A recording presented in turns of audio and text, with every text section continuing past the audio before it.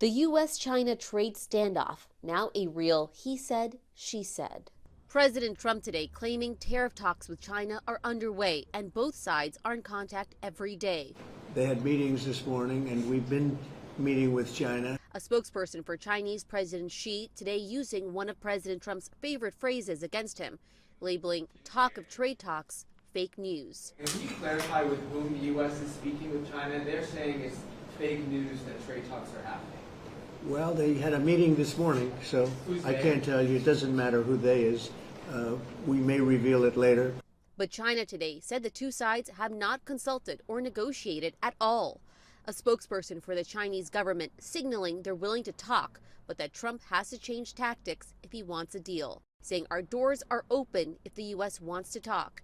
If a negotiated solution is truly what the U.S. wants, it should stop threatening and blackmailing China, adding to keep asking for a deal while exerting extreme pressure is not the right way to deal with China and simply will not work.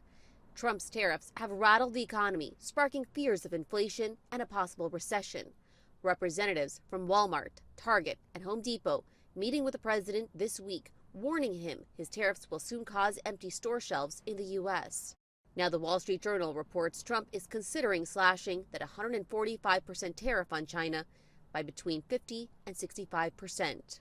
How soon do you want to bring the tariffs on Chinese goods Well, down? that depends on them. And sources tell ABC News the White House is also considering an exemption for Chinese auto parts coming into the U.S. Zorine Shah, ABC News, Los Angeles.